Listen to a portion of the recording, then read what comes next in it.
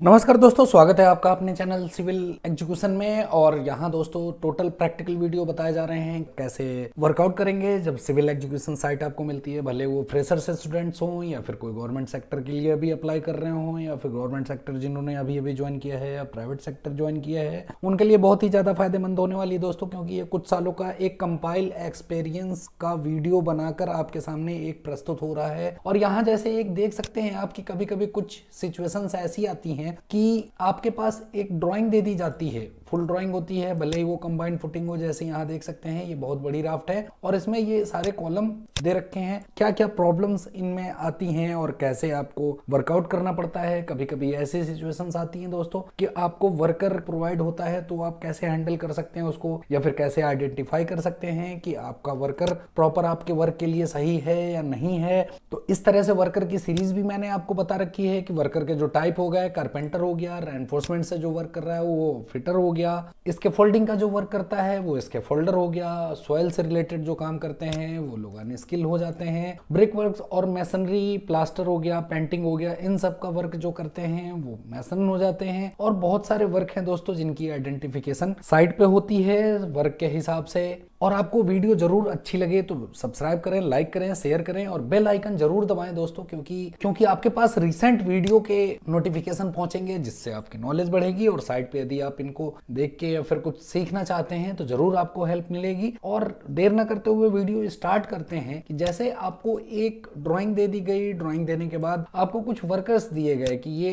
Carpenter है, suppose 10 worker आपको carpenter के हो गए, 20 फिटर्स हो गए, कि आपको इन्हीं से वर्क करवाना है। जब भी कोई वर्कर आता है, जैसे आप लोग कहीं ज्वाइन करने जाते हैं तो आपके एग्जाम्स होते हैं, उसी हिसाब से हर एक साइट पे वर्कर्स का स्किल टेस्ट होता है। और स्किल टेस्ट में आप क्या क्या क्वेश्चन उनसे रेज कर सकते हैं या फिर क्या पूछ सकते हैं, कितनी बारीकियां और कौन सी बारीकियों के साथ, जिससे कि आप आइडेंटिफाई कर पाए कि हाँ वो वाकई हमारे वर्क के लिए प्रॉपर सही है या नहीं है। अब जैसे यहाँ राफ्ट में देख सकते हैं दोस्तों कि एक राफ्ट है और इसके ढेर सारे कॉलम है। निश्चित है इसके बाद आप स्लैब करेंगे, लिंटल करेंगे, बहुत सारी स्ट्रक्चर्स आएंगे। तो सबसे पहले यहाँ क्वेश्चंस की सीरीज बहुत सारी हैं दोस्तों। बड़ा देखिए आपके पास दो तीन चीजें होती हैं कि पहले how many area of one shuttering board. आप जानते हैं कि शटरिंग बोर्ड यदि स्टील प्लेट की ना हो, वुडन की हो, तो कितने की होती है, 1220 बाई 2440 mm की आती है। तो नॉर्मली जो कारपेंटर होता है उसको ये जरूर आइडेंटिफाई होना चाहिए कि एक बोर्ड कितने मीटर स्क्वायर का होता है और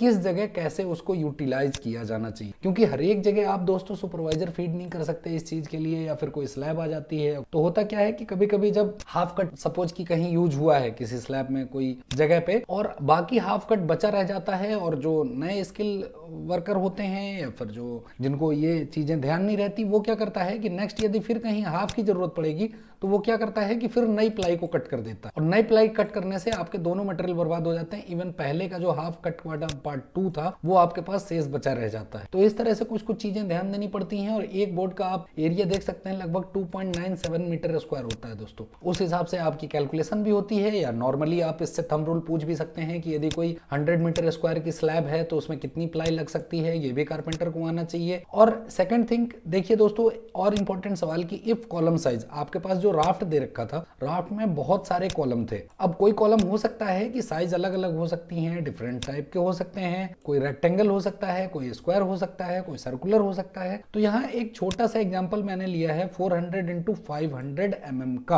आप क्या क्वेश्चन करते हैं कि if column size is 400 into 500 mm then what should be shuttering board size. आपका कोई भी कॉलम होगा तो शटरिंग बोर्ड इसके लिए बनाना पड़ेगा। शटरिंग बोर्ड बनाएगा तो कौन कौन सी साइज का बनाएगा, ये कारपेंटर के लिए बहुत ज्यादा इंपॉर्टेंट है दोस्तों। क्योंकि कभी कभी यदि शटर बोर्ड थोड़ा सा भी मेजरमेंट में गलत बन जाता है तो आपको रीमॉडिफाई करना पड़ता है, रीवर्क करना पड़ता है, जो कि आपके वर्क के लिए बहुत ही ज्यादा टाइम टेकिंग होता है। तो बोर्ड साइज बनाने के लिए सपोज यदि 500 लेंथ हो गई, 400 विड्थ थी, तो यहाँ पे 12 mm यदि आप प्लाई यूज कर रहे हैं तो आपने देखा होगा एक कॉलम के हमारे वीडियो में, ना हो तो जाके देख सकते हैं कि शटरिंग बोर्ड कैसे बनाते हैं। यहाँ एक शटर बोर्ड 524 mm का बनेगा दोस्तों, और जो 400 mm का है वो दोनों साइड 400 mm का रह क्यों रह जाएगा, रीजन ये आप उस वीडियो में जाके देख सकते हैं। यहाँ मैं रफली आपको बता देता हूँ। और कारपेंटर आपको क्लियर कट बताएगा कि सर 524 mm के दो साइड बनेंगे और 400 का 2 साइड बनेगा। अब यहाँ देख सकते हैं फिर कि if beam size at slab 500 into 800 mm then what should be the size of shuttering board for the beam side। Means आप कोई स्लैब करने जा रहे हैं, स्लैब में आपने देखा है दोस्तों कि बीम होती है, तो बीम के लिए अब यहाँ पे शटर कितनी छोटी लगानी पड़ती है, इंक्लूडेड ड्राइंग जो आपको शो कर रखा होता है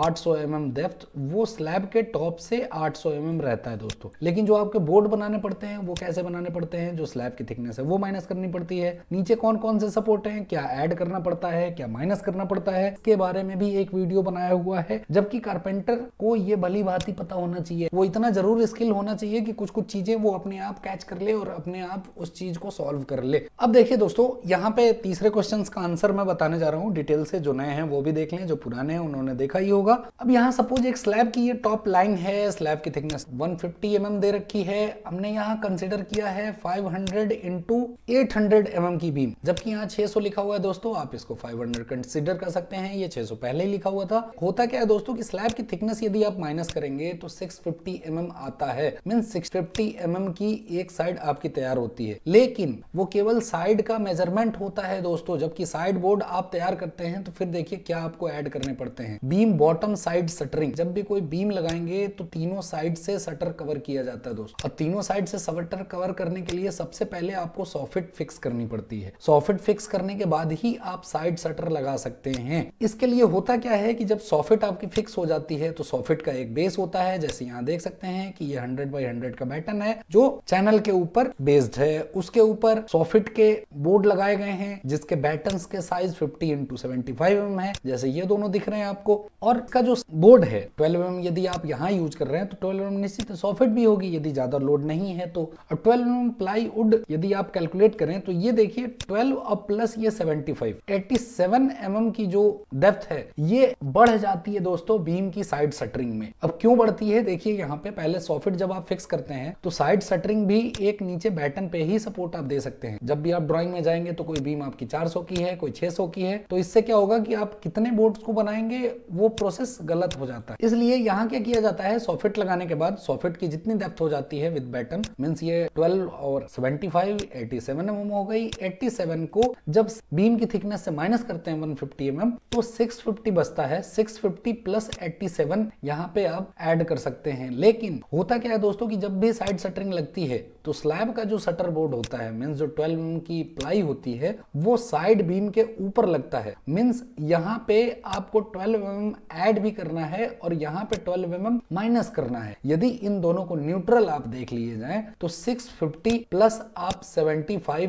mm कंसीडर कर सकते हैं। अब 75 ही क्यों ऐड हुआ इस बीम का, इस बैटन का डेप्थ, क्योंकि देखिए 12 mm यहाँ ऐड होना चाहिए और यहाँ पे माइनस होना चाहिए, ये दोनों न्यूट्रल हो गए, इसलिए 650 प्लस 75 किया, टोटल कितना आ गया 725 mm की साइड शटरिंग तैयार होगी यदि आपका बीम 500 into 800 mm डेप्थ का है तो। अब सोचिए दोस्तों कि इतना यदि कारपेंटर आपको बता जाता है तो आप वेरीफाई हो जाते हैं या फिर आपको एक आइडिया मिल जाता है कि हाँ वो कारपेंटर आपके वर्क के लिए सही है या फिर कर लेगा। तो इस तरह से क्वेश्चंस पूछते हैं दोस्तों। और भी क्वेश्चंस हैं कि पर मीटर स्क्वायर में कितनी नेल्स आती है फॉर रीमेकिंग पर्पस या फिर मेकिंग पर्पस के, और भी क्वेश्चंस हैं कि एक बोर्ड बनाने में कितना ग्राम नेल्स लगता है। ये सारी वीडियो दोस्तों मैं बनाता रहूंगा और आपकी जानकारियों को बढ़ाता रहूंगा। तो इस वीडियो में इतना ही दोस्तों, अब मुझे विदा दीजिए। वीडियो जरूर पसंद आए तो लाइक करें, सब्सक्राइब करें, शेयर करें। आपका बहुत बहुत धन्यवाद इस वीडियो में बने रहने के।